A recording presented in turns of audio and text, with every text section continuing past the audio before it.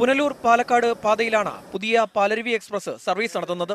പുനലൂരിൽ നിന്നുള്ള 4ാമത്തെ എക്സ്പ്രസ് ട്രെയിനാണ് പാലരുവി എക്സ്പ്രസ്. പുനലൂരിൽ നടന്ന ചടങ്ങിൽ ട്രെയിനിന്റെ ആദ്യ സർവീസ് കേന്ദ്ര റെയിൽവേ മന്ത്രി സുരേഷ് പ്രഭു വീഡിയോ കോൺഫറൻസ് മുഖേന ഉദ്ഘാടനം ചെയ്തു. വനംവകുപ്പ് മന്ത്രി കെ രാജു, എംപിമാരായ കൊടിക്കുന്നിൽ സുരേഷ്, NK പ്രേമചന്ദ്രൻ തുടങ്ങിയവരും ചടങ്ങിൽ പങ്കെടുത്തു. ഈ ട്രെയിൻ സർവീസ് എന്ന് പറയുന്നത് പല കാരണങ്ങൾ കൊണ്ട് യാത്രക്കാർക്ക് ഉപകാരപ്രദമാണ്. പല ഭാഗത്തുള്ള ആളുകൾക്ക് പ്രയോജനം ചെയ്യുന്ന ഒരു ട്രെയിനാണ്.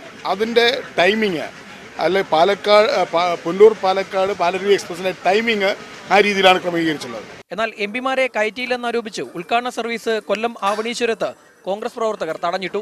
റോഡ് മാർഗം എംപിമാർ ആവണീശ്വരത്തെത്തി ട്രെയിനിൽ കയറിയ ശേഷമാണ് പ്രവർത്തകർ ട്രെയിൻ കടന്നുപോകാൻ അനുവദിച്ചത്.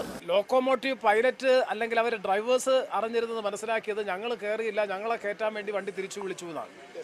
വീണ്ടും പച്ചക്കൊടി കാണിച്ചപ്പോൾ സ്വാഭാവികമായും അവർ വണ്ടി വിട്ട് പോയി അടുത്ത സെക്ഷനിൽ കയറിപ്പോയി.